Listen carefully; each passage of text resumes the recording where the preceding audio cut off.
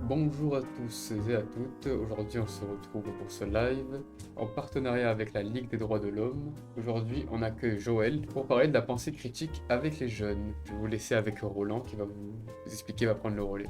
Bonjour à toutes et à tous. Donc moi je suis Roland, membre de la section de la Ligue des droits de l'homme Toulon Métropole et nous avons différents programmes en direction des jeunes, des jeunesses ou de la jeunesse. On va aborder tout ça avec Joël. Et la présence de Joël est aujourd'hui dans le cadre du volet que nous voulons développer sur les adolescents. Là, pour l'instant, on a plutôt travaillé sur la question des enfants jeunes qui relèvent véritablement, on va dire, de la Convention des droits de l'enfant, même si elle va jusqu'à 18 ans. Il y a une différence quand même entre intervenir auprès des jeunes de 6, 7, 8, 9, 10 ans et ceux qui arrivent à l'adolescence, préadolescence, adolescence, même s'ils relèvent eux aussi jusqu'à 18 ans de cette convention. Donc voilà, on a différentes préoccupations par rapport à ça et on est aussi sur l'idée de développer un plaidoyer, puisque comme nul ne l'ignore, au mois de mai il y a des élections présidentielles, donc l'élection phare, peut-être un peu trop phare d'ailleurs,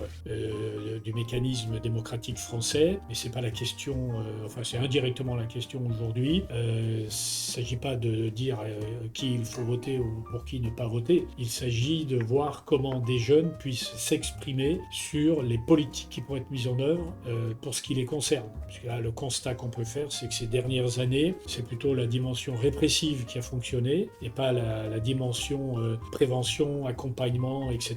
Mais Joël va nous développer ça dans quelques instants. Voilà, donc c'est dans ce cadre-là que Joël a été invité ces 2 jours pour participer à des réunions hier et faire cette émission ce matin. Merci à vous Roland. Merci à vous et merci beaucoup de cette émission et de la possibilité de parler plus largement donc à plein de jeunes peut-être qui nous écoutent. Donc moi je suis Joëlle Bourdet, je suis militante de la Ligue des droits de l'homme. C'est d'abord évidemment à ce titre-là que je suis ici et j'anime d'ailleurs le groupe de travail sur la laïcité qui travaille aussi sur une approche de la laïcité qui soutient la libre conscience et au sens de l'accueil de ce qu'on pense pour pouvoir en parler et aussi pour pouvoir le discuter ensemble, développer une pensée critique au sens de pouvoir penser. Donc la laïcité n'est pas prise comme un empêchement, mais prise au contraire comme une ouverture et la loi de 1905 l'a bien posée comme ça, c'est-à-dire la séparation de l'Église et de l'État ne veut pas dire on ne parle plus, mais ça veut dire au contraire qu'on peut s'exprimer, qu'on peut parler de ce qu'on pense, mais avec la possibilité d'en parler avec d'autres, de débattre avec d'autres. Et c'est dans ce cadre-là que, effectivement, la Ligue des droits de l'homme a été intéressée par mon travail de psychosociologue. Je suis chercheuse psychosociologue depuis très longtemps et aussi militante des centres d'entraînement aux méthodes d'éducation active aussi depuis très longtemps. Et je connais notre ami Roland Biache aussi depuis longtemps. Et donc, c'est aussi ces compagnonnages-là qui permettent de prendre le risque aujourd'hui de travailler et de prendre position dans une situation critique, justement sur le plan démocratique et sur le plan de la liberté de penser. Donc moi je tiens beaucoup à cette liberté de penser et je ne crois pas qu'il y ait d'adolescence démocratique sans liberté de penser. En fait, grâce au ministère quand même de la politique de la ville, mais aussi avec des villes avec lesquelles je travaille depuis longtemps, comme Gennevilliers, Échirolles, Strasbourg, j'ai développé des enquêtes au moment des attentats et surtout du départ des jeunes à Daesh, pour dire qu'il fallait comprendre comment les jeunes y voyaient le monde. Et à partir de là, c'est le ministère de la politique de la ville qui m'a dit maintenant, vous créez des ateliers de la pensée critique et vous en faites une méthode. Donc j'ai inventé une méthode qui s'est développée sur 14 sites avec des compagnons de travail qui sont comédiens et psychologues. Et ce travail a été fait avec les professionnels des sites. Donc ça veut dire que sur chaque site, il y avait un éducateur, un animateur, des fois un policier, un médiathécaire, un conseiller d'éducation, des groupes. Et sur chaque groupe, c'était spécifique. Et en fait, on co-animait les ateliers ensemble avec les jeunes. Alors, c'est pas les adolescents petits, c'est pas les 11-15 ans. C'est parce que c'est une méthode de travail qui ne correspond pas à leur façon de pouvoir être réflexif avec les autres. Parce que ça, c'est une question très importante. C'est-à-dire que réfléchir, penser, le bébé, il réfléchit déjà, il pense déjà. Ce qui est sûr, c'est que dès qu'on sort du ventre de la mère, un bébé, il a déjà des capacités de pensée et de jugement. Et c'est vrai que la question, c'est de ne pas éteindre ça, et c'est au contraire de le développer. Et on voit bien qu'il y a un gros enjeu démocratique aujourd'hui sur cette question. Et donc, ça s'adresse plutôt à des jeunes entre 16 et 25 ans. Mais bien sûr, il fallait aussi l'appui des élus. Donc, c'est pas dans n'importe quelle ville, en fait, qu'on a pu travailler. C'est quand même dans des villes qui ont cette préoccupation démocratique, ce qui n'est malheureusement pas le cas de toutes les villes aujourd'hui, ni de toutes les structures, ni nationales, ni locales, ni les préfectures. Et complètement par hasard, j'ai rencontré un cinéaste qui s'appelle Philippe Lasserie, qui est professeur de scénario dans une grande école qui s'appelle l'Afémis de cinéma, et qui a été intéressé et qui a fait un film qui s'appelle Ados aux citoyens. Et du coup, par rapport au moment où les enfants ils allaient combattre Daesh, c'est comme ça que vous êtes venus à organiser des ateliers pour parler de la pensée critique chez les jeunes? Oui, en fait, on a tous été, tout le monde, je crois même les jeunes eux-mêmes, ont été sidérés par le départ des jeunes à Daesh, parce qu'il y en a beaucoup qui sont morts. Pourquoi les jeunes sont partis? C'est un sujet qui m'a beaucoup préoccupée. En plus, j'ai écouté les jeunes pendant 30 ans et j'ai fait ce qu'on appelle des idéotypes, c'est-à-dire j'ai fait des catégories, non pas des catégories, des idéotypes. C'est des chemins qui fait que certains jeunes ils sont partis et c'est pas tous les mêmes chemins. Il y a des chemins très très différents. Il y a des jeunes ils sont partis parce qu'ils voulaient aller faire la guerre. Il y a des chemins jeunes ils sont partis parce qu'ils étaient vraiment islamistes. Il y a des jeunes ils sont partis parce qu'ils voulaient l'aventure et ils ne mesuraient pas ce que ça voulait dire. Et ils sont morts, beaucoup sont morts. Donc à l'époque j'ai fait beaucoup de travail avec des comités d'habitants et de parents et de jeunes eux-mêmes. Et puis en même temps le ministère a sorti l'idée d'une lutte contre la radicalisation en termes de prévention. Et moi j'étais pas d'accord avec ça parce que je me disais ça va mettre en soupçon tous les jeunes et en particulier les jeunes des quartiers populaires issus de l'immigration. Donc j'ai dit au ministère que moi je voulais pas ça. Et puis surtout j'ai travaillé à Strasbourg, entre autres avec l'imam du quartier de la Meneau. Et l'imam m'a dit mais il faut penser sur la pensée critique. Donc j'ai proposé au ministère en disant écoutez, on ne comprend plus comment les jeunes pensent le monde. Eux-mêmes ils arrivent dans un monde en immense transformation. Ce qu'on a très bien vu c'est que le virtuel a joué un très grand rôle dans le départ des jeunes à Daesh. Et que vraiment moi j'ai vu des vidéos faites par Daesh, c'était incroyablement séducteur, c'était extrêmement bien fait. Je les ai étudiés. On voit bien qu'il y avait vraiment une professionnalité pour faire venir des jeunes à Daesh, en particulier les jeunes filles, et pour marier les jeunes filles. Donc moi j'ai étudié ces stratégies et donc du coup j'étais un peu alertée sur ces questions. Et donc j'ai proposé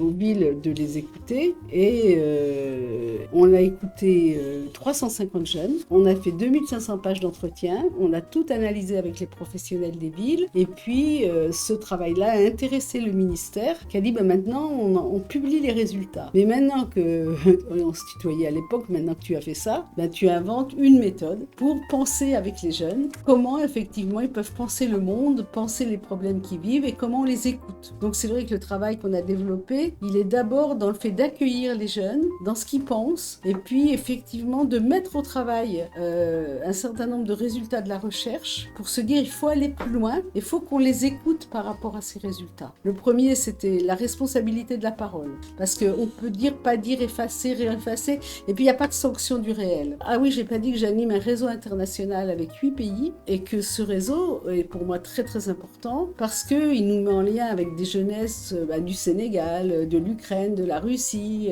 les Palestiniens, les Français, et que dans cette mouvance de travail avec eux, moi j'ai beaucoup appris à les écouter, et j'ai beaucoup appris. Donc du coup, cette question de l'écoute, pour se dire qu'effectivement, voilà, et là c'est une Ukrainienne qui m'a dit mais Joël, il faut travailler sur les valeurs, et pas les valeurs de la République, les valeurs des jeunes. Et c'est vrai que souvent les jeunes quand ils parlent des quartiers populaires, là je parle vraiment des jeunes des quartiers populaires, soit ils parlent des codes de quartier, soit ils parlent souvent la morale. Donc je me suis dit mais les valeurs, c'est la démocratie. Donc c'est quoi leurs valeurs? Leurs valeurs, en fait, qui sortaient des enquêtes, c'était justice, respect, loyauté. La troisième chose qu'on a mis au travail, c'est la question géopolitique. Parce que, par exemple, la ville où j'ai travaillé à Corbeil-Essonnes, il y a 104 nationalités d'origine. Des personnes qui viennent de 104 nationalités. Vous imaginez ça, dans les quartiers populaires. Donc là, c'est une richesse à la fois formidable. Puis c'est pas si facile parce qu'ils se sentent au banc de la société française pour une bonne partie. Et en plus, aujourd'hui, avec les lois sur l'immigration, sur le regroupement familial, on est en train de fermer les rapports nord-sud Nord-Sud, alors que les rapports Nord-Sud, c'est ce qui équilibre la vie des quartiers dans le lien avec la France, c'est absolument tragique. Et j'ai écrit moi-même un article dans une revue qui s'appelle Après-demain sur qu'est-ce que ça fait si le Rassemblement national arrive dans les quartiers populaires. Et là, on voit bien que ces fermetures-là, ça va enfermer les gens. Ça va enfermer les gens parce qu'aujourd'hui, les gens s'équilibrent énormément avec les rapports Nord-Sud. Donc là, on a voulu travailler sur la carte en disant, mais en fait, c'est quoi les pays qui portent l'évolution du monde? Donc à chaque fois, on a inventé des scènes pédagogiques qui correspondaient à la question qu'on posait. Le quatrième, c'est la question qu'on a beaucoup entendue dans les entretiens, le sentiment de ne pas totalement exister, de ne pas être totalement légitime quand on est issu de l'immigration, et même si c'est sur 4 générations, on porte encore que de toute façon, on n'est peut-être pas totalement français. Et donc cette question de la légitimité, ça fait une peur d'exister à l'adolescence. Ça ne touche pas que les gens qui sont immigrés, par exemple, et enfin des jeunes qui ont peur de l'avenir qu'on leur réserve, Voilà. des guerres, de tout ça, quoi. Ils n'ont pas envie de vivre dans le futur, quoi. Par rapport à ce que tu viens d'évoquer, qui me paraît dramatique, c'est que dans un témoignage récent, un jeune d'origine, comme on dit, mais je suis français, parce qu'il a été rabroué, parce qu'on voyait qu'il n'était pas d'origine, etc.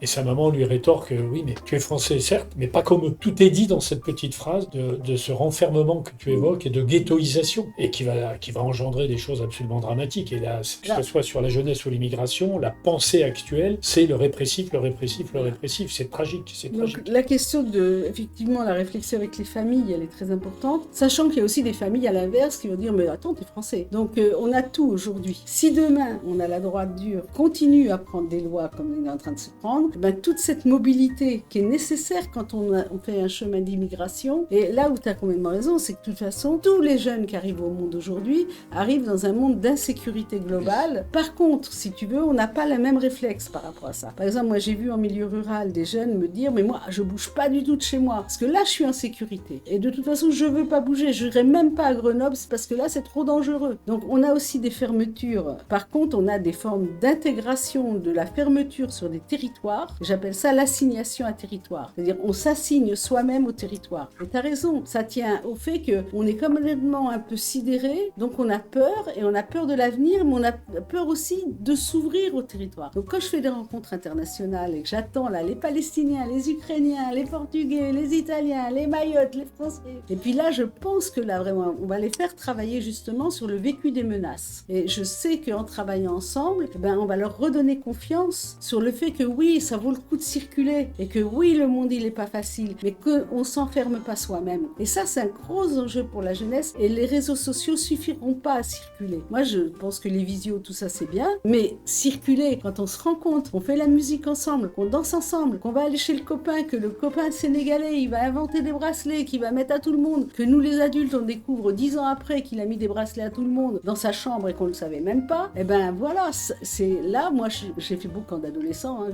le séjour d'adolescents, et ben là moi j'aime ça. Et puis c'est extraordinaire, à l'époque on a quand même vu des Israéliens, des Palestiniens vraiment fêter les anniversaires ensemble. On avait 2 jumeaux palestiniens. La première fois que je l'ai vu, il y a un des jumeaux qui m'a dit, c'est à Jérusalem-Est, il m'a dit, je lui avais posé la question, tu seras quoi dans 10 ans? Il me dit, dans 10 ans je serai mort. L'année d'après, je faisais un séminaire avec l'autorité palestinienne sur la jeunesse. Il arrive en premier là, et il dit, c'est moi qui viens pour la délégation française. Il vient avec son jumeau, on fête ses 20 ans, qui c'est qui est au milieu? Les Israéliens, le scout israélien, on a presque l'impression que c'est un uniforme de l'armée. On a une photo avec nos 2 Palestiniens, et au milieu, l'Israélien, plus l'Éthiopienne israélienne, etc. Ça, c'était en 2018.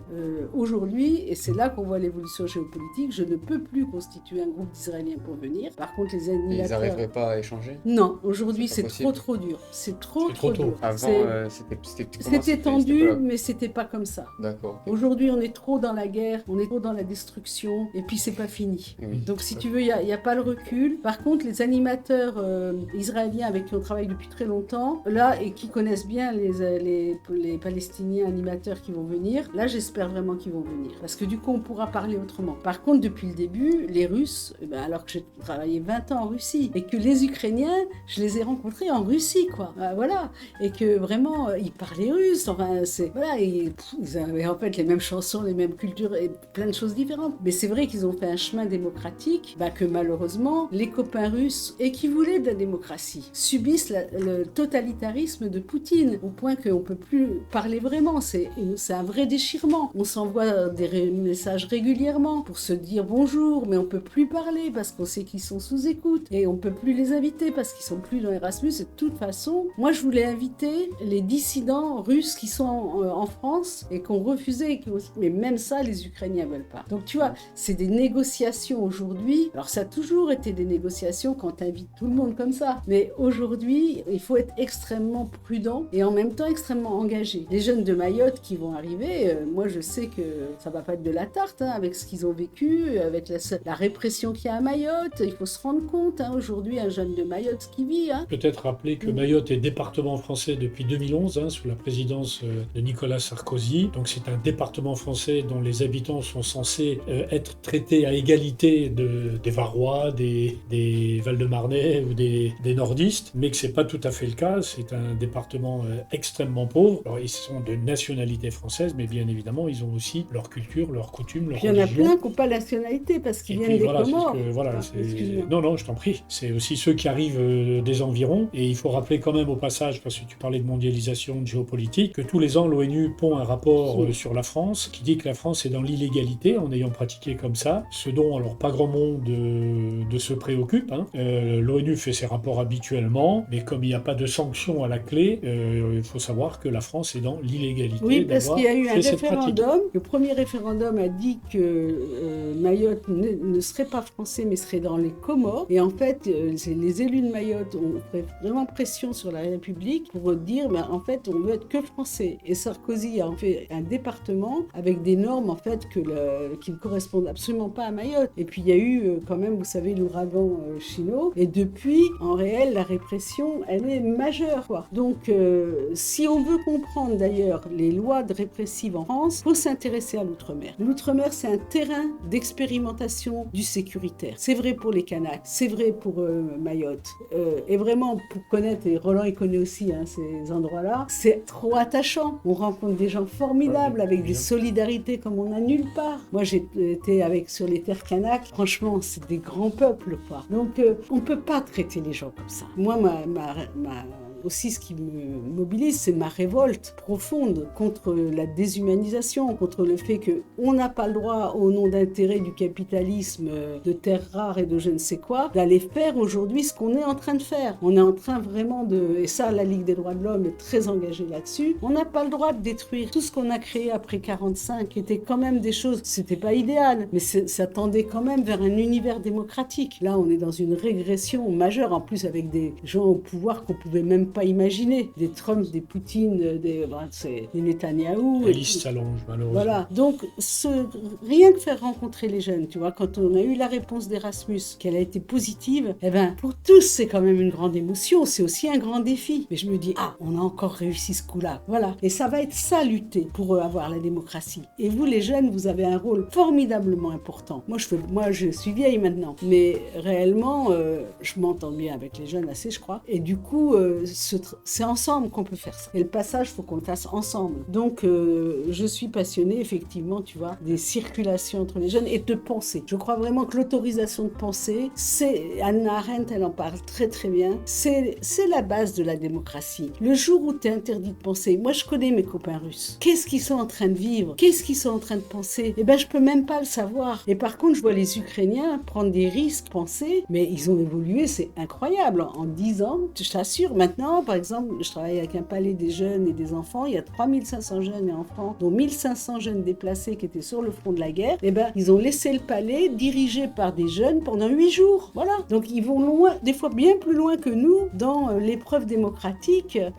et ils travaillent sur le traumatisme avec les enfants déplacés, et ils sont formés par qui? Par les Israéliens, crois-moi. On est dans un monde en mouvement, et on peut aussi le regarder. Alors bien sûr qu'il y a énormément de destruction, et là-dessus, les journalistes sont formidables pour nous mettre la tête là-dedans, mais il y a aussi toutes les résistances de vie. Donc moi, ce qui m'intéresse aussi, c'est les résistances de vie. Et je peux te dire que dans les terrains en guerre, il y a des résistances de vie formidables, et on fait l'université d'automne de la Ligue des droits de l'homme sur le thème guerre et paix en novembre, et il y aura un moment sur la jeunesse, parce que c'est quand même la jeunesse qui est la première impactée pour aller faire la guerre. Et donc, qu'est-ce que ça fait à des jeunes quand tout d'un coup ils vivent en paix et qu'ils doivent partir en guerre?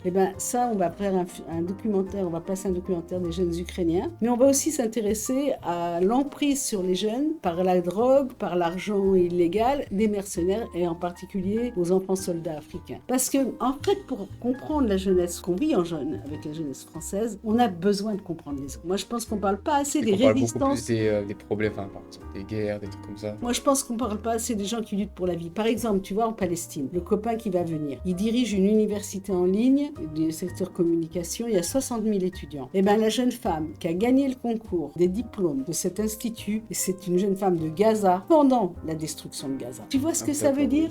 L'effort qu'elle a fait, le travail qu'elle a fait, et bien ça, c'est de la résistance. Et bien le fait qu'on puisse le repérer, qu'on puisse le dire, ça fait dire aussi que même dans les situations les pires, il y a encore des gens qui résistent pour la vie. Et moi, j'ai une histoire personnelle qui m'incite beaucoup à penser ça. Et donc, c'est ça qui m'intéresse, effectivement. Et quand je vois les Ukrainiens, le type de discussion qu'on peut avoir, moi, je me suis retrouvée quand même en Ukraine, sur une scène devant 250 personnes, avec le pop d'un côté et les militaires de l'autre. Et vas-y, moi, j'ai parlé de la paix à l'époque. Le sabre et le goupillon à l'ancienne.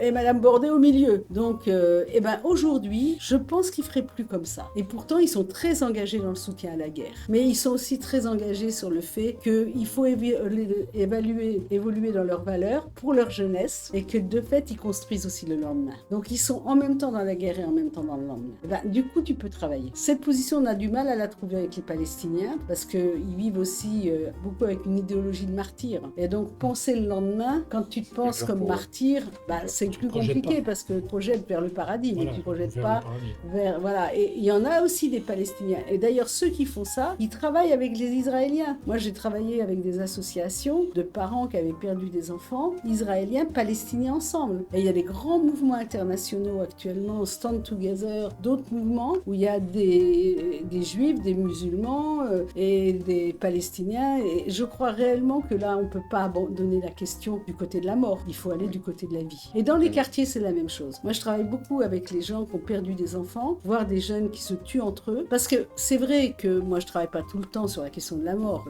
J'aime aussi danser, chanter, oublier la mort. Mais quand je travaille sur des points limites comme ça me fait retravailler sur la vie. Dans un programme, on avait fait témoigner une maman de Haute-Saône l'autre jour, mais je pense qu'on a croisé à peu près les mêmes personnes dans des cadres un peu différents, où une maman qui avait perdu son enfant à Daesh est venue témoigner auprès des autres parents qui avaient plutôt tendance à rejeter dès qu'on voit un voile dans la rue. C'était poignant, mais il y avait cette volonté de dire voilà, j'ai perdu mon enfant, mais les autres ne sont pas forcément en partance pour Daesh, il y a de la résistance à ça, comment faire? Parce que ça se décrète pas, parce qu'effectivement, qui aurait imaginé dans les années 2010 que des jeunes de 15, 16, 17 ans allaient prendre y compris des risques pour aller jusque là-bas, pour aller se battre pour ce qui est pratiquement l'une des totalitarismes les plus contraignants, je ne sais pas quel est l'adjectif maître, mais les plus sanglants qui aient existé. Et d'ailleurs, j'en profite au passage pour rappeler que la France rapatrie les enfants français de ces jeunes mamans françaises qui, même si elles sont parties volontairement, restent de nationalité française. Alors par rapport à ceux qui crient cocorico à tout bout de champ, et la France les rapatrie au compte-gouttes, c'est absolument scandaleux. Conclusion à tout ça, qu'est-ce que vous souhaitez apporter aux jeunes par votre travail? Alors, moi, je pense que d'abord une forme de sécurité, c'est-à-dire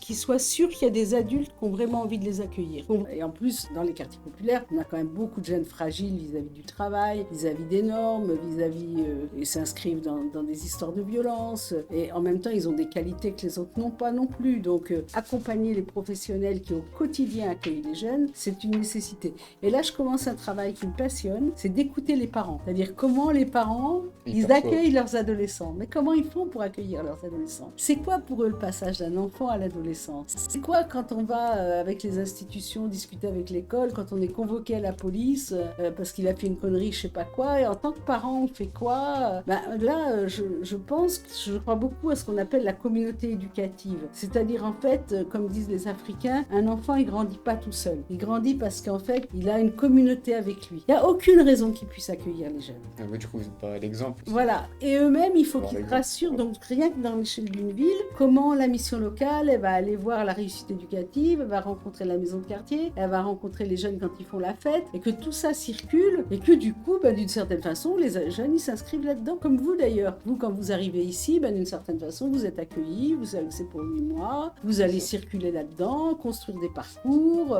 Pourquoi c'est possible? Parce qu'il y a une institution qui est d'accord, parce qu'il y a des adultes adultes qui sont d'accord, Et un et cadre. parce qu'il y a des gens qui payent pour ça. C'est à la fois simple et compliqué, mais c'est vraiment une volonté politique. Donc il y a des villes où j'ai travaillé où il y a encore tout ce travail-là. Puis il y a encore des mouvements d'éducation populaire qu'ils font. À la Ligue des droits de l'homme, évidemment, on soutient ça. C'est-à-dire qu'en fait, cette question des jeunes, elle n'est possible que si les adultes sont au travail. Et même actuellement, il y a encore des villes qui s'améliorent, on va dire. Oui, moi je travaille dans des villes qui cherchent en tout cas. Même des villes qui n'ont pas encore commencé. Ah, alors, il y a des villes qui sont carrément, j'allais dire, sur des projets de ségrégation d'une certaine De jeunesse. ségrégation. Ah oui, Je veux bien sûr. dire, De mettre c'est- à part. D'accord, ok. Hein, Oui. de mettre à part en particulier une jeunesse post-coloniale, post-ouvrière, parce qu'ils ont des comptes à régler avec la guerre d'Algérie, parce qu'ils ne sont pas sortis de l'OAS, parce que réellement, on a des villes, réellement, il y a des villes dans le sud en particulier, quand même, qui sont très marquées par les guerres coloniales et qui ne sont pas sorties totalement de guerres coloniales. Donc pour eux, des jeunes issus de l'Algérie ou du Maroc ne seront pas l'équivalent des jeunes qui sont nés en France. Ça existe comme projet politique, ça existe. D'autres avec lesquels je travaille beaucoup aussi, peut-être qu'ils sont, j'allais dire, moins dans l'histoire de la communauté. Ils sont plus dans le fait de donner des services aux jeunes. C'est-à-dire, on va faire des centres de vacances, on va ouvrir des équipements, on va faire des conservatoires, etc. Mais ils font pas forcément communauté. C'est une grande question. Mais avec eux, on arrive à faire une politique publique d'accueil de la jeunesse. Et puis, il y a des villes qui créent de la communauté autour des jeunes. Et c'est, pour le dire, c'est quand même les villes communistes où il y a beaucoup de gens issus de l'immigration. Et vous avez vu quand même le nombre de maires noirs, entre guillemets, pas entre guillemets parce qu'ils sont noirs, qui de fait ont été élus. C'est un grand événement. C'est un grand événement pour la France. Je crois qu'il y en a 8. C'est beaucoup, je veux dire. Et sur des très grandes villes. Oui, sur des Voilà. grosses villes. Toute la Seine-Saint-Denis quand même. On a vu la Seine-Saint-Denis basculer à droite et là tout d'un coup elle rebascule à gauche, mais à gauche avec des maires noirs. Et ça, moi, il y en a plusieurs avec qui j'ai travaillé d'ailleurs en tant que psychosociologue pour la jeunesse. Et je trouve que c'est passionnant de se dire bon, alors là il va se passer quoi? Comment on fait communauté et comment on invente en fait une nouvelle façon de faire ensemble communauté dans une ville. Voilà. Sans Et communautarisme. bien sûr. Le tandem faire communauté, En fait- c'est pas le communautarisme. En fait, le communautarisme, ça n'existe pas. Ce qui existe, c'est la fermeture entre soi. Le mot communautarisme n'a aucune valeur scientifique. C'est un mot, c'est comme radicalisation, c'est comme tous ces mots-là. C'est des mots métaphores où on a l'impression qu'on a tout compris. Séparatisme, c'est la même chose. Ce qui peut tout à fait exister, c'est la fermeture entre soi, peut amener à la dynamique sectaire. Et ça, Roland connaît très bien cette question. Qu'est-ce que la dynamique sectaire? Eh ben, la dynamique sectaire, c'est quand en fait on peut. Je pourrais donner la parole à Roland. Vas-y. Mais complète. Hein. Il y a un organisme en France qui s'appelle la Mivilude qui a pour rôle justement de contrôler le développement des sectes. Ben, en clair, ça veut dire qu'un jeune qui est pris par une secte, et souvent via ses parents, eh ben, il ne voit plus le monde qu'à travers la secte et il ne peut plus obéir qu'à la secte. Ok, ouais, il Et pourra pas être il ne peut pas être sociable, autonome. Voilà. autonome. Il ne sera pas autonome. Sociable dans son groupe, Oui, qui dans est son groupe, totalement mais pas fermé. dans un autre groupe. Voilà. Et Pas qui comme fait qu'il moi, est- par exemple, si je vais quelque part, pour être sociable avec d'autres gens, parce que je suis Voilà. dans la vie de tous les jours, mais si c'est dans une secte plus fermée, elle sera que sociable dans la secte. C'est parce qu'il y a une démarche qui enferme Mais là-dedans c'est ça, oui. et qui interdit. Ça veut dire qu'on est totalement à l'inverse de l'émancipation. On est vraiment dans la fermeture, dans l'endoctrinement. Et on est dans un département, le Var, où les organismes qu'on peut qualifier, alors non pas de secte, puisque le mot secte prête à confusion, etc., mais on parle de dérives sectaires. Il y en a pas mal, il y en a quelques-unes dans des établissements scolaires qui, pour certains, ont pignon sur rue. Pour donner un exemple, on a, dans un autre cadre, demandé les analyses, les inspections de certains établissements que nous, on considère relevant d'une démarche dérive sectaire à l'inspection académique. On ne les a jamais obtenus, alors que ce sont des rapports obligatoires qui sont envoyés à la Mivilude. Mivilude, par ailleurs, qui est malmenée par les pouvoirs publics depuis quelques années, puisque tous les ans, leurs moyens sont réduits. Donc, c'est pas un hasard. Et aujourd'hui, la démarche, on va pas trop diverser là-dessus, parce que ça mériterait presque une émission en tant que telle, mais quand on diminue les moyens d'analyse, comme ça pourrait être le cas avec le défenseur des droits, avec la Commission nationale consultative des droits de l'homme, etc., c'est ce qui nous pend au nez dans les jours ou les semaines à venir. Ça veut dire qu'on attaque aussi la démocratie par ce biais-là, parce que la mise en évidence des atteintes aux droits, c'est très directement une atteinte à la démocratie. Juste un petit truc, j'ai pas voulu te couper, mais si on prend le cas de certaines villes, et Toulon n'y échappe pas. Il y a quelques semaines, on est venu avec Gilles Suchet pour son livre Toulon, ville coloniale, un passé qui ne passe pas. Et il y a un des facteurs d'analyse sur la ghettoisation des quartiers qu'évoquait Joël, c'est examiner les lignes de transport en commun. Il y a les quartiers bien desservis et puis il y a les quartiers mal desservis. Je vous laisse deviner lesquels.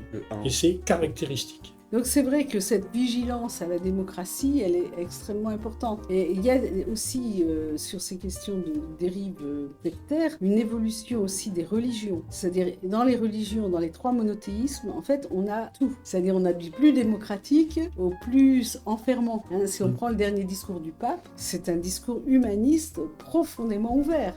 Par contre, on a des catholiques très traditionnels qui vont aussi enfermer des jeunes. Et par exemple, si on parle des protestants évangélistes, c'est la même chose. Mais ça, alors, il y a vraiment un développement très fort des courants sectaires évangélistes dans le monde entier, et en particulier en Afrique, au Brésil. Mais en France, c'est un temple tous les 2 minutes qui se construit. Donc, on parle tout le temps des musulmans, mais ça, c'est parce qu'en fait, on est tout le temps en train de retraiter notre histoire coloniale. Mais la réalité du risque d'enfermement, moi, je dis toujours, mais intéressez-vous aux évangélistes, parce que là, il y a un vrai risque de fermeture. Donc, c'est vrai que cet enfermement sectaire, ou en tout cas où on grandit pas dans... Parce que faire son adolescence, c'est aussi faire des tâtonnements, des erreurs, c'est pouvoir sortir de sa communauté, c'est rompre en fait avec le cercle familial du départ, au sens de se déplacer. C'est pas rompre, on garde un lien avec sa famille. C'est commencer à se détacher. Mais on n'est plus le même. Oui, ça. on se découvre soi-même et on va s'affirmer au monde. J'avais un ami qui était jeune à l'époque, brésilien, il était chez moi, il regarde de mon balcon Paris et il dit, tu vois, je savais que j'étais né au monde, mais je ne lui avais pas été présenté. Et en regardant Paris, il dit, maintenant je sais que j'existe dans le monde. Là, c'est ça ce mouvement adolescent. C'est, je sors de ma protection familiale initiale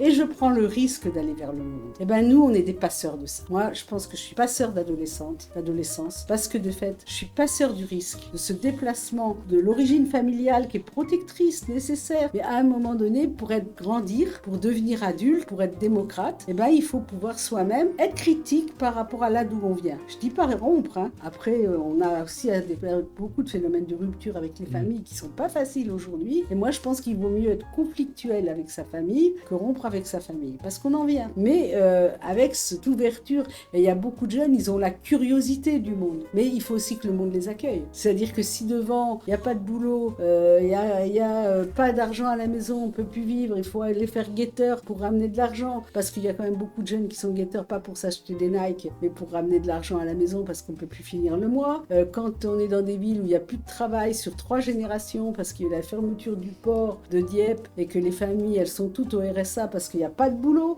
je veux dire, le monde aussi se ferme à une certaine catégorie de classe sociale. Voilà. Et la jeunesse postcoloniale, post-ouvrière, c'est-à-dire la jeunesse qui vient des gens qu'on a ramenés en France, qu'on construit la France, qu'on fait les industries françaises, et ben c'est les premiers aujourd'hui qui sont quand même, et aussi les jeunes du milieu rural, qui sont pris, c'est la crise vraiment de l'industrialisation qui fait que de fait aujourd'hui, on a plein de jeunes pour lesquels peut-être demain il n'y a pas d'issue dans la question de l'argent légal et du travail. Donc il faut regarder la situation. Donc en plus, si on les enferme et qu'il n'y a plus de rapport nord-sud, qui est quand même des rapports de solidarité, de passage, etc., eh ben, il faut que le monde soit capable de les accueillir. Et ça, c'est pas facile. Du coup, est-ce que vous pensez que les jeunes ils sont laissés à l'abandon? Et si vous pensez ça, qu'est-ce que vous pensez qu'on peut faire pour créer du dialogue, ou recréer du dialogue? Alors moi, j'ai l'impression, si tu veux, qu'il y a vraiment des jeunesses. J'allais dire, il y a des jeunesses, elles sont totalement surprotégées parce que les parents, ils ont tellement peur que ça tourne mal. Et d'ailleurs, aussi dans les milieux populaires, mais beaucoup chez les bourgeois. Oui, ou alors on leur demande des performances très tôt. C'est-à-dire, il faut qu'ils réussissent très vite à l'école, il faut qu'ils fassent jamais de conneries. Et justement, ils peuvent plus faire de tâtonnements-erreurs. Ce qui est quand même la base de l'adolescence, c'est Erikson qui a très bien écrit là-dessus. C'est une forme d'enfermement, ça? C'est une forme, je dirais, de domination. De domination? Une autre forme d'assignation?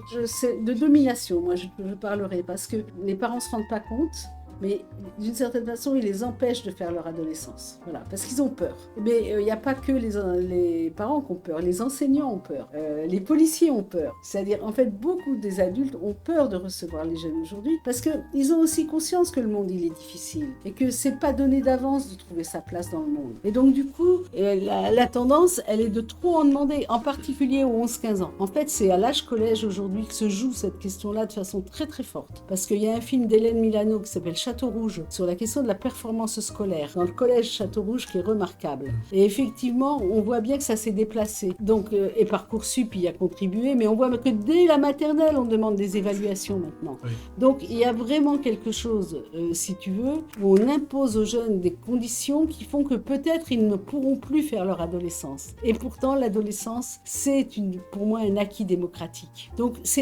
moi je dirais que c'est pour toutes les jeunesses. Abandon dans certaines familles, et pas seulement dans les milieux populaires, il y a des parents, ils savent plus quoi faire. Eux-mêmes, ils n'ont pas la culture pour faire face à ça. Et je dirais pas qu'ils abandonnent affectivement leur enfant. Je connais très peu de parents qui abandonnent affectivement leur enfant. Mais par contre, ils sont complètement désarmés. Ils savent pas quoi faire. Et à un moment donné, c'est vrai que le gamin, à l'école aussi, il y a des gamins qui sont plus supportés à l'école. En fait, le gamin, il quitte l'école. Et on a une ville où je travaille, dont je dirais pas le nom, il y a 200 jeunes qui n'ont plus aucun lien avec aucune institution. Ils ont 13 ans. Et peut-être que la seule institution avec laquelle ils seront en lien, c'est la police et la justice. Donc on risque aussi d'emprisonner de plus en plus tôt les jeunes, parce que comme de toute façon, on supportera pas qu'ils soient dans l'espace public à ne rien faire. C'est pas le Brésil, c'est pas la Colombie, c'est pas qui supportent les enfants dans la rue. Nous, on va pas les supporter, mais on va les enfermer. Et les dernières lois qui sont passées par Monsieur Darmanin sur la remise en cause de l'accueil des mineurs, et là, moi j'étais un peu critique sur les centres éducatifs fermés, mais c'était quand même des lieux éducatifs. La décision de fermer les centres éducatifs fermés et de créer des lieux directement pénitentiaires, c'est la fin d'un acquis formidablement important de 1945, qui est la loi de la protection des mineurs, et que tout enfant est considéré toujours comme enfant ou adolescent jusqu'à 18 ans. Enfin, depuis longtemps jusqu'à 16 ans. La remise en cause de ça, elle est vraiment grave. Parce qu'en plus, on sait bien que les prisons sont aussi des lieux d'organisation, et on sait très bien qu'à l'intérieur des prisons, certains jeunes vont être mis sous l'emprise de gens qui sont dans les prisons. Donc là, on va constituer des gangs. C'est comme ça au Brésil. Moi, je l'ai vécu au Brésil dans les prisons. C'est dans les prisons que se constitue l'emprise des jeunes sur les territoires. Je peux vous dire qu'en France, c'est en train de se mettre en place. Ça, c'est... Petit à petit. Oui, c'est un débat que j'ai avec la Ligue des droits de l'homme d'ailleurs, parce que je pense que la Ligue ne reconnaît pas jusqu'au bout. C'est plutôt des gangs de excusez-moi, c'est plutôt des gangs de prison ou des gens qui viennent de quartier Alors ça va ensemble. En fait, le système de décision se joue beaucoup en prison. Plus on enferme les gens, plus on va même enfermer les narcotrafiquants dans des prisons spécifiques, plus tu es sûr que ça va communiquer. En Brésil, il y a un grand gang, mais à l'échelle brésilienne, qui s'appelle le PCC. Et en fait, ils sont créés à Sao Paulo. Et pour les éradiquer, ils les ont dispersés dans toutes les prisons du Brésil. Et conclusion, le PCC est dans toutes les villes du Brésil. C'est-à-dire que l'enfermement du narcotrafic dans des prisons spécifiques, je suis désolée, c'est pas ça qui fera demain la possibilité que de rassurer et de faire baisser le narcotrafic. Donc, mais par contre, c'est une façon de le contrôler. Ça, c'est vrai que du côté policier, justice, c'est une façon extrême de le contrôler. Mais dans la vie des gens, ça, c'est pas une solution. Parce que de fait, aujourd'hui, on assiste à quoi avec les opérations de M. Darmanin? La drogue, elle est dans les quartiers depuis que j'y travaille, depuis toujours. Surtout depuis les années, on va dire quand même 70 plutôt.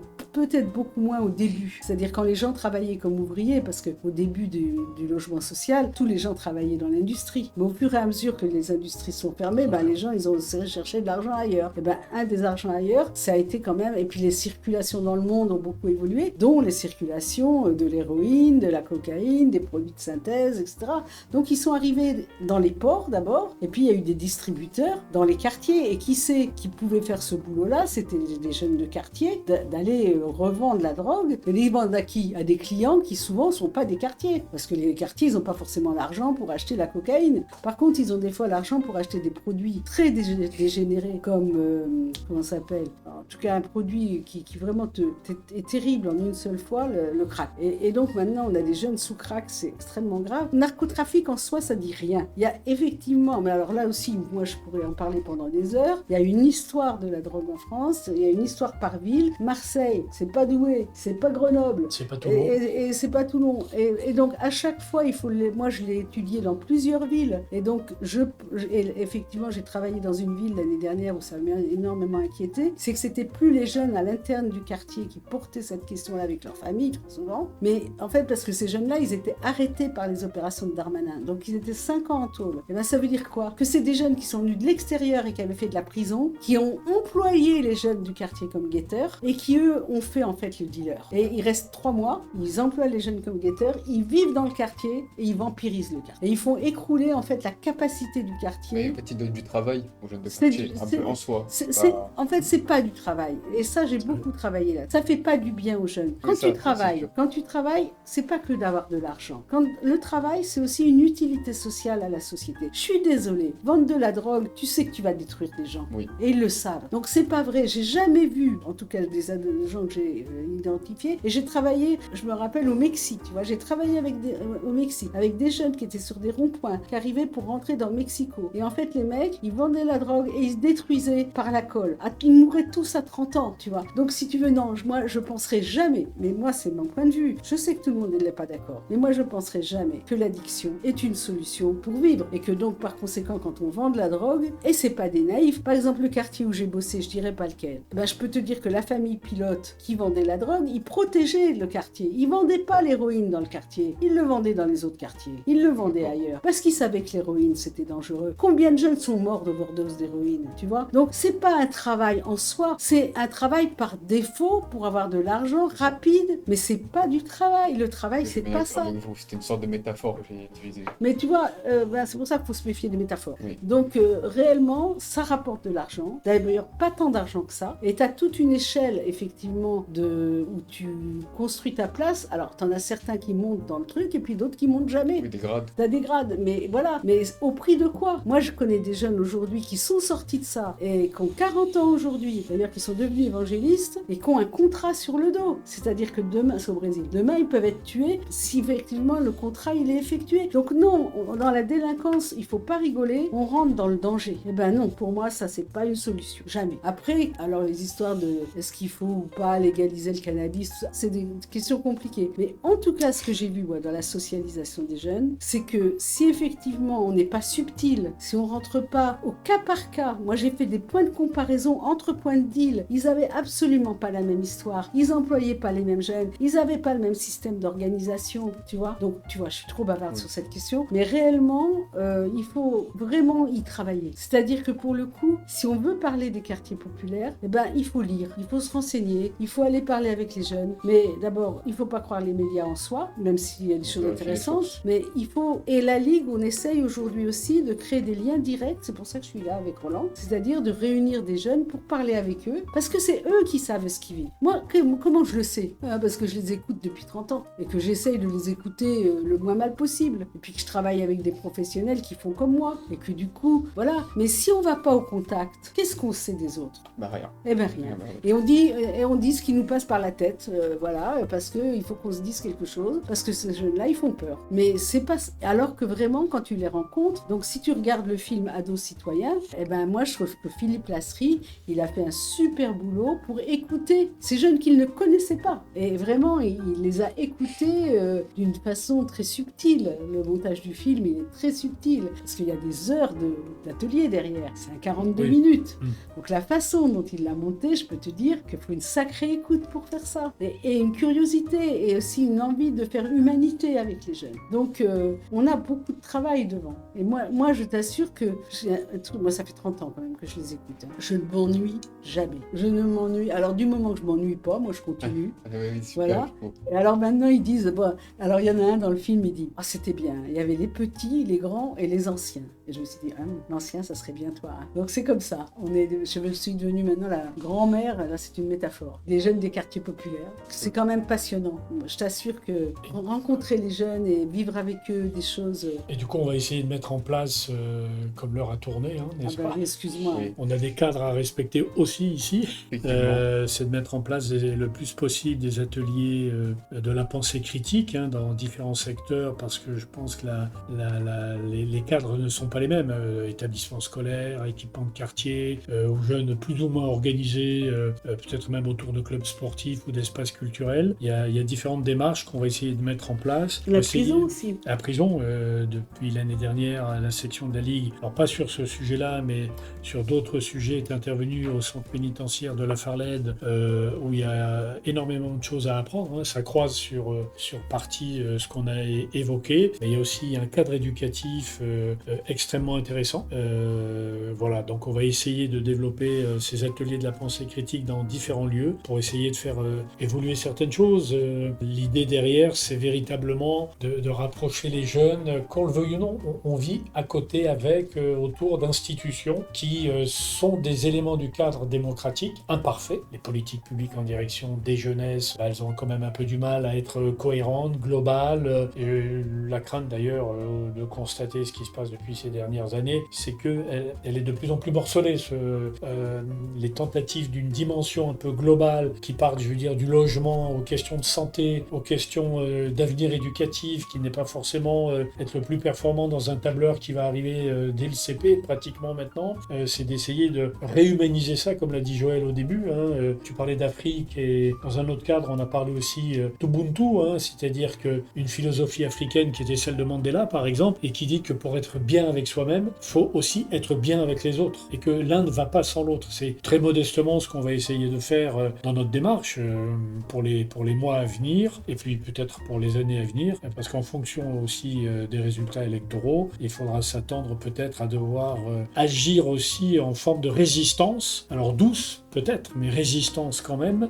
Mais quand on voit ce qui se passe dans certains pays, on ne peut plus rien exclure dans le cadre des résistances, qui pourraient être douces ou moins douces, parce que les attaques subies dans des grandes démocraties actuellement sont plutôt inquiétantes, et il faut qu'on y prenne garde bien plus encore qu'on ne le fait actuellement. J'ai été travailler en prison plusieurs fois, et je suis toujours très émue aussi de ce qu'on arrive à travailler, à penser avec les jeunes en prison. Mais dans tous les lieux... Vous êtes avec des jeunes en prison? Oui. Pas forcément. Là, c'était des jeunes, c'était à Fleury-Mérogis, c'était à l'école de Fleury-Mérogis. On a travaillé sur la déconstruction des stéréotypes avec des jeunes emprisonnés qui allaient passer en jugement. S'ils sont à Fleury-Mérogis, ça veut dire qu'ils ont fait des choses très très graves. Donc, j'ai une question, c'est un peu en rapport avec ça, mais si un jeune n'a pas d'adolescence, est-ce que ça lui donne plus de chances d'aller en prison, de faire des trucs dangereux plus tard? Moi, je pense que l'adolescence, c'est effectivement la possibilité de se trouver soi-même. Je travaille beaucoup avec un psychanalyste qui s'appelle Philippe Gutton, et il dit très bien, le mouvement de l'adolescence, pour se trouver soi-même, c'est de parler à soi-même, parler aux autres, parler au monde. Et donc,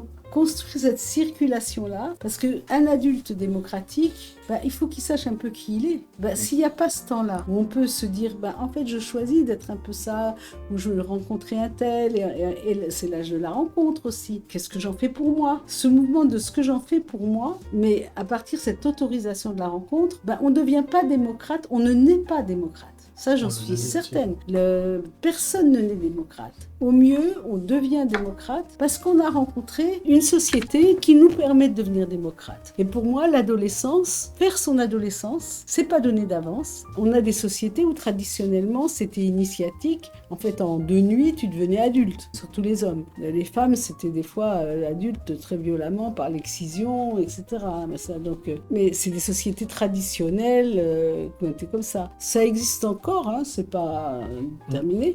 Et puis il y a les sociétés totalitaires où alors là la jeunesse c'est d'abord un outil, un objet du système. On leur voit faire la guerre, on lui dit ce qu'elle doit savoir, la propagande elle n'a pas le droit de penser. Je veux dire les sociétés totalitaires ça existe. Donc c'est vrai qu'aujourd'hui en Europe on voit quand même monter des bases comme ça de restrictions. Et puis alors il y a d'autres formes de domination totalitaire.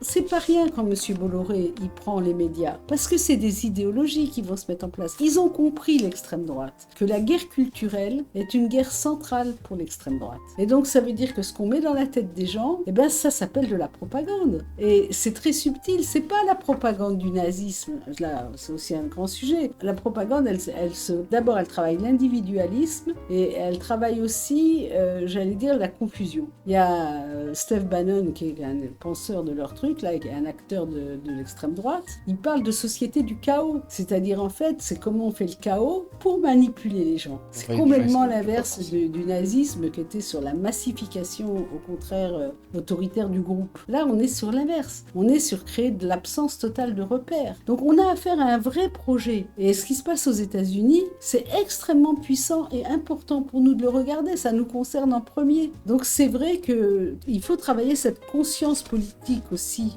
de là où on est et de ne pas prendre au pied de la lettre. Il faut étudier le programme du RN. Je t'assure que quand tu étudies le programme du RN et que tu as conscience de la société, ben là, tu vois un peu ce que ça veut dire. En clair, pour les quartiers, ça veut dire interdiction de l'espace public pour les jeunes. Ça veut dire réellement que dès que tu fais une connerie, alors là, pour le coup, il n'y a pas de fermeture des rapports nord-sud, fermeture du regroupement familial, mise en question du droit du sol, tout ce qui, en fait, permet justement aux jeunes et aux familles d'être intégrés. Ou alors, tu fais preuve de ta capacité d'assimilation, mais l'assimilation, c'est pas l'intégration. L'assimilation, ça veut dire qu'en gros, tu parles déjà très bien français, tu es d'un niveau culturel qui te permet d'arriver tout de suite, et puis que la France, elle a besoin de toi pour travailler. Donc réellement, je pense que pour penser adolescence, bien sûr, il y a des cliniciens de l'adolescence, il y a des éducateurs, etc. Mais on ne peut pas, nous, éducateurs ou cliniciens, faire l'économie de l'évolution du monde politique dans lequel on est pour essayer de se battre et de résister. Et moi, c'est mon combat pour créer les conditions que tous les jeunes fassent leur adolescence. Voilà. Vas-y. Est-ce que pardon. selon vous, la laïcité est un sujet tabou? D'abord, il faut s'intéresser à la laïcité. C'est-à-dire, la laïcité, pour moi, n'est pas une valeur, c'est un principe politique. Et ça s'inscrit dans une histoire politique qui est d'ailleurs très fondatrice de la Ligue des droits de l'homme, puisque c'est la réhabilitation du capitaine Dreyfus qui est à l'origine de la Ligue des droits de l'homme, qui a été condamné à tort, d'abord par antisémitisme, c'est-à-dire d'abord parce qu'il était juif, et que l'armée même ne lui a jamais redonné son grade. Il a été nommé général à titre posthume l'année dernière. Mais pendant sa vie, il n'a jamais quitté le poste de capitaine et il a été renvoyé au front malgré sa réhabilitation. Il y a une grande histoire de la laïcité comme principe politique de séparation de l'Église et de l'État. C'est aussi une façon pour l'État d'avoir repris des missions très importantes comme l'éducation, mais aussi les hôpitaux psychiatriques, mais aussi la gestion des hôpitaux qui étaient très tenus par les religieux. Ça a posé l'école, donc l'école, l'hôpital, enfin des fonctions publiques extrêmement importantes qui ont été redonnées en responsabilité de l'État, mais souvent avec des contrats aussi, avec les écoles religieuses. On connaît la complexité des contrats entre les écoles religieuses et l'État. Donc la laïcité, c'est un principe politique donc de séparation de l'Église et de l'État, mais c'est aussi un principe d'ouverture, et ça on y tient beaucoup, donc laïcité, de respect des croyances. C'est-à-dire tu peux croire, effectivement, il y a des limites, j'allais dire, du prosélytisme, parce que tout prosélytisme, quoi qu'il soit, politique, religieux, etc., n'est pas acceptable dans une société démocratique. Mais c'est d'abord un lieu d'accueil où on peut penser ensemble qu'on a des croyances, pas de croyances, il y en a qui croient à Dieu, il y en a qui croient à rien, et puis il y a plein de façons de croire en Dieu, puis il y a plein de religions différentes, les quartiers où je travaille, mais c'est en fait une multiplicité de religions. On est allé travailler à Roubaix pour voir comment ils vivaient la laïcité. Il y avait des bouddhistes, il y avait des catholiques orthodoxes, il y avait des catholiques pas orthodoxes, des chrétiens liés au pape du Vatican, et il y avait des juifs, et il y avait des non-croyants, des athées. Donc on est dans une société multiple. Mais on voit remonter effectivement la question religieuse. C'est-à-dire quand même, on voit plein de jeunes aujourd'hui qui, d'une façon ou d'une autre, font référence au fait qu'il y a un au-delà. Et ça a à voir aussi avec l'insécurité face au monde. Donc il y a une montée du religieux, et du religieux dans toute sa multiplicité. Donc c'est une question à travailler. Alors est-ce que effectivement aujourd'hui la laïcité peut être employée comme une méfiance? Oui, je pense que effectivement, enfin c'est ce qu'on travaille à la Ligue, la question de se méfier tout le temps des jeunes parce qu'ils sont musulmans est une façon de ne pas respecter la laïcité comme un lieu d'accueil de croyances. Au point qu'il y a des élèves à l'école, et c'est dans le film d'ailleurs, qui disent à un moment donné « Ah non, l'école, on parle jamais de religion. » Mais comment alors on parle? Moi, j'étais prof d'histoire géo. Comment on parle de la question des premiers hommes? Je me rappelle avoir fait un cours là-dessus, et il y a une gamine qui lève le bras et qui dit « Mais ce que vous dites, c'est pas du tout ce que dit monsieur le curé. » Je me suis dit « Comment je lui réponds ?» Alors j'ai essayé de lui répondre qu'il y avait plusieurs visions du monde, et que de fait, on pouvait le voir dans une rationalité scientifique où effectivement il n'y avait pas de religion, mais on pouvait aussi être croyant. Et même il y avait des croyants qui pouvaient faire de la rationalité scientifique. Donc tu vois, on est sur des questions à travailler.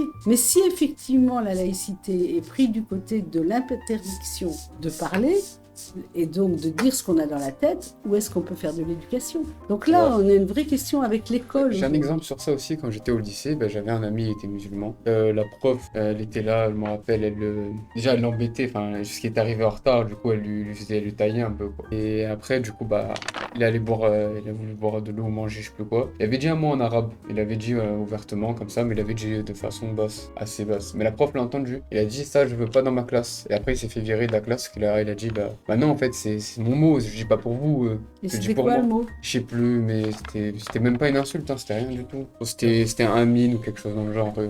Et du coup, après, il avait plus osé, pardon. Mais il avait plus osé rien dire et c'est dommage, quoi. Il s'est fait exclure. Exclure. Alors, c'est vrai qu'on a une question qui est compliquée pour l'école. C'est qu'aujourd'hui, les jeunes, tous, mais c'est vrai aussi quand même beaucoup les jeunes dans les quartiers musulmans, ont envie et besoin de dire on est des musulmans. Et ça, c'est pas toujours si facile que ça à accueillir à l'école. C'est vrai. C'est une fierté aussi chez eux. Mais c'est une fierté, puis c'est aussi un peu des fois une provocation. C'est de dire je suis d'abord musulman et après je suis français à l'école. Donc faut quand même se dire qu'on est face à des complexités d'affirmation identitaire auxquelles on n'avait pas affaire il y a 20 ou 30 ans. Et que ça dérange et ça insécurise l'école de la République. Et donc, moi, j'ai participé à la création des formations sur les valeurs à la laïcité. Moi, je suis pour qu'on fasse ce travail-là, parce que c'est important aussi d'expliquer la laïcité. Mais je pense en même temps qu'il faut créer des lieux d'accueil pour que les jeunes ils puissent s'affirmer avec leurs identités et y travailler tous ensemble. Par contre, l'exclusion, parce que ça, je pense qu'il faut à tout prix essayer d'éviter l'exclusion. Et tu déplaces le problème. Et voilà, et retravailler au contraire, même avec la classe qui a entendu ça. Parce que la classe, elle n'est pas indemne du gamin qui va être mis dehors parce qu'il a dit ça. Toute la classe a vu ça, il y en avait, ils avaient leur opinion, mais la plupart de la classe, ils étaient choqués un peu. Quand ça fait événement comme ça fait partie du travail pédagogique que de pouvoir reprendre ça. Alors, est-ce que c'est avec le professeur? Est-ce que c'est avec le conseiller d'éducation et le professeur? Est-ce que c'est... On a eu un cas quand on intervient dans les établissements scolaires en collège, une jeune qui nous dit on n'a pas le droit de critiquer la religion. Donc c'était l'objet d'un débat parce qu'à un moment, c'était autour de la liberté d'expression, jusqu'où va la liberté d'expression, il est interdit d'interdire, etc. C'est extrêmement intéressant d'aborder le sujet parce qu'effectivement, jusqu'où va la liberté d'expression, d'autant plus qu'aujourd'hui, elle est complètement retournée aussi par les gens des différents extrêmes, et de l'extrême droite en particulier, pour dire, grosso modo, j'ai le droit de dire tout ce que je veux, sans limite, parce que ça sert mon projet politique de pouvoir démolir tel courant de pensée, etc., etc. Donc on est là aussi dans des complexités qu'il ne faut surtout pas refuser d'affronter, parce que ça serait la pire des choses que de refuser d'aborder ces questions-là et développer l'esprit critique, parce que ça reste la toile de fond d'un fonctionnement démocratique et qu'il n'y a pas forcément d'autres solutions si on veut préserver les acquis démocratiques, on va dire au sein de l'Europe, globalement, même s'il y a quelques pays qui font tâche un peu, pour le dire rapidement, mais il faut absolument préserver ça et faire les échanges, d'où le fait que les rencontres internationales sont un vecteur extrêmement intéressant, parce qu'en France, on a toujours pensé qu'on pense bien et qu'on fait bien les choses, toujours, dans les communautés brésiliennes, dans les communautés péruviennes, dans les communautés danoises, peu importe le pays, partout dans le monde, il y a des gens qui réfléchissent à comment aborder la question de la jeunesse. Il y a des rites d'initiation qui parfois nous paraissent un peu désuets pour nous occidentaux, bien formatés, pour le dire d'une certaine façon, peut-être un peu excessive, mais certains rituels d'initiation du passage de l'adolescence à l'âge adulte que tu as évoqué rapidement tout à l'heure, quand on a la chance de participer à des cérémonies comme ça, moi ce que j'ai pu faire au pays Bassari par exemple au Sénégal, c'est une lecture très surprenante, mais en même temps une fois que l'espèce, pas de choc parce que le mot serait excessif, mais d'étonnement, curiosité, quand tu réfléchis à ça, que le lendemain tu parles avec les gens concernés, tu as effectivement une ouverture d'esprit. Alors tu prends pas tout forcément, parce qu'on a aussi nos propres schémas culturels et qui pour certains restent tout à fait pertinents. Écouter l'autre et voir ce qui se passe pour ces évolutions de l'adolescence à l'âge adulte sont extrêmement intéressantes et il faut les développer absolument. Et pour ça, il faut créer des cadres pédagogiques. Il faut créer en fait des lieux où on est assez protégé pour pouvoir venir parler de ça. Par exemple, comme les assos. Par exemple, comme les ateliers de la pensée critique. Aussi. Qui sont une proposition pédagogique avec un cercle où là, pendant un temps, eh ben, on va pouvoir mettre au travail, par exemple, une question comme celle-là. Est-ce qu'aujourd'hui, la laïcité, c'est un point d'ouverture pour la liberté ou c'est un point de fermeture? Eh ben, tu fais une controverse sur cette question-là, tu échanges des arguments, tu les redonnes aux jeunes et ça permet de réfléchir. Au mot de conclusion, permettre de réfléchir.